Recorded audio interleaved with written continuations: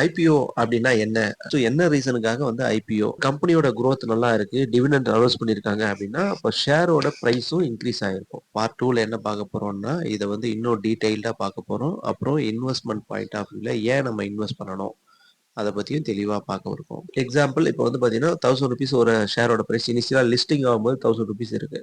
Bajaj finance IPO வந்து list ஆச்சு பிஎஸ்சிலையும் என்எஸ்சிலையும் September 16th அன்னைக்கு. இதோட பிரைஸ் வந்து லிஸ்ட் ஆனது வந்து 150 பெர் ஷேர். வந்து ஐபிஓ அனௌன்ஸ் பண்ணும்போது ₹70 தான் ஒரு ஷேரை வாங்கியிருக்காங்க. வாங்கினவங்க லிஸ்ட் ஆகும்போது என்ன ஆச்சு அப்படின்னா ₹150 லிஸ்ட் ஆயிருக்கு. ₹70 வாங்கியிருக்காங்க, ₹150 லிஸ்ட் ஆகுது. இந்த பிரீமியம் இன்க்ரீஸ் ஆயிடுச்சு. அதாவது வந்து ஒரு ஷேரோட பிரைஸ் நீங்க நான் எக்ஸாம்பிள் சொல்லியிருந்தேன் இல்லைங்களா? இப்போ வந்து ஷேரோட பிரைஸ் வந்து ₹1000. ஒரு ஷேரோட பிரைஸ் வந்து ₹1000. இதுக்கு பதிலா லிஸ்ட் ஆகும்போது 2500 அப்படின்னு லிஸ்ட் ஆகுது அப்படின்னா உங்களுடைய பணம் டபுள் ஆயிடுது. அப்போ வந்து என்ன பண்றீங்க, உங்களுக்கு இஷ்டம் வேணும்னா நீங்க இன்னும் ஃபர்தரா அந்த கம்பெனி குரோத் ஆகும்னு நினைச்சீங்கன்னா நீங்க ஹோல்ட் பண்ணலாம். அப்படி இல்லை அப்படின்னா ₹70 வாங்குறீங்க, ₹150 நல்ல பிரைஸ் தான் அப்படின்னு சொல்லிட்டு வித்தாலும் உங்களுக்கு லாபம் தான். அப்படி இல்லை இன்னும் நல்லா ஃபியூச்சர்ல நல்லா growth ஆகும் அப்படின்னாலும் இங்க பாருங்க மறுநாள் வந்து மறுபடியும் ₹180 போயிருக்கு. ₹70 வாங்குறாங்க, ₹180 போயிருக்கு. இப்போ இன்னைக்கு ரேட்டு தான் நம்ம பார்க்குறோம். இது ஜஸ்ட் ஒரு லாஸ்ட் ஒரு 5 டேஸ் 6 டேஸோட டீடைல் பார்க்குறீங்க.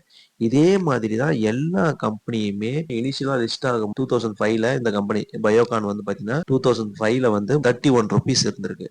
அன்னைக்கு ₹31.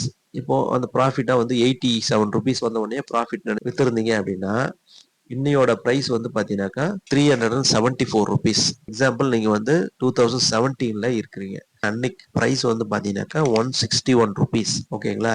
அன்னைக்கு வாங்கிட்டு சைலண்டா விட்டுட்டீங்க. டிவிடெண்ட் தனியா வரும், போனஸா தனியா வரும். அது இல்லாம உங்களுடைய ஷேரோட பிரைஸ் வந்து பாத்தீங்கன்னா ₹160 இருந்து இன்னைக்கு வித்தீங்க அப்படின்னா உங்களுக்கு வந்து ₹374 மினிமமா கிடைக்கும். அப்ப இதுவும் ப்ராஃபிட் தான். அப்போ உங்களுடைய மணியும் இன்க்ரீஸ் ஆயிட்டு இருக்கு, தனியா டிவிடெண்டும் வந்துட்டு இருக்கு. இதுதான் வந்து ஷேர் மார்க்கெட். நம்ம டிவிடெண்ட் கொடுப்பாங்க அப்படின்னு சொன்னேன்.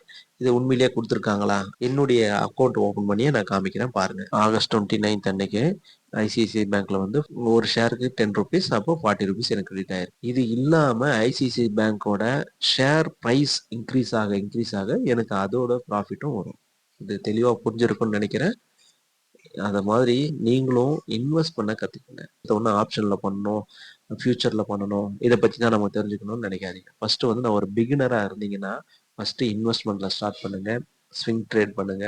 வீக்லி ஸ்விங் ட்ரேட் பண்ணுங்க. டெய்லி ஸ்விங் ட்ரேட் பண்ணுங்க. ஸ்டாக்ல பண்ணுங்க. அப்புறம் ஆப்ஷன்ல வாங்க. இதுதான் நம்ம தெரிஞ்சுக்கணும்னு நான் நினைக்கிறேன். அப்போ இது வந்து இதுல உங்களுக்கு நஷ்டம் வரும் அப்படின்னா ஏன் வருது? ஒரு லாங் டேர்ம் இன்வெஸ்ட்மெண்ட்டா பாத்தீங்கன்னா கண்டிப்பா நஷ்டமே வராது. இப்போ ஷேர் மார்க்கெட் லாஸ் அப்படின்னா என்னன்னே தெரியாது, மேல போயிட்டு இருக்குன்னு நினைச்சு இங்க போய் வாங்குவீங்க. ₹400 வாங்கி 500 ₹475 வாங்கியிருந்தீங்க. இப்போ என்ன பண்ணுவீங்க, கீழே இங்க வந்து ₹400 அப்போ 50% லாஸ் ஆச்சுன்னு சொல்லிட்டு இந்த இடத்துல லாஸ் புக் பண்ணுவீங்க. ஆனா இங்க இருந்து ரிட்டர்ன் ஆகிட்டு இருக்கு. இங்க இருந்து ரிட்டர்ன் ஆயிட்டு இன்னும் மேல போகும். அப்ப இதை கிராஸ் பண்றதுல நம்மளுக்கு பொறுமை இருக்காது. வந்து எங்க வாங்கணும், எங்க விற்கணும், இதை பத்தி நமக்கு டீடைல்டா தெரியணும். இது வந்து பேசிக்கா ட்ரெண்ட் லைன் இருக்கு. இந்த சின்ன சின்ன விஷயம் சப்போர்ட் ரெசிஸ்டன்ஸ்னு இருக்கு. நான் ஏற்கனவே வந்து ட்ரெண்ட் லைனை பத்தி போட்டிருக்கேன். சரி அப்படி இல்லைனாலும் இதோட கண்டினியூட்டி வீடியோ நான் போடுவேன். உங்களுக்கு வந்து பேசிக்கான ஐடியா கண்டிப்பா கிடைக்கும். அப்போ இன்வெஸ்ட்மெண்ட்ன்றது வந்து கண்டிப்பா லாஸ் ஆகாது. இது நான் ஃபியூச்சர்ல இன்வெஸ்ட்மெண்ட் பத்தி இல்ல. ஃபர்ஸ்ட் இதை பத்தி ஒரு கிளியரான ஒரு ஐடியா கொடுத்ததுக்கு அப்புறம் ஃபியூச்சர்னா என்ன, ஆப்ஷன்னா என்ன, இது எல்லாத்த பத்தியுமே தெளிவான வீடியோவா போடலான்னு இருக்கேன். எனக்கு தெரிஞ்ச விஷயத்த நான் கண்டிப்பா ஷேர் பண்றேன்.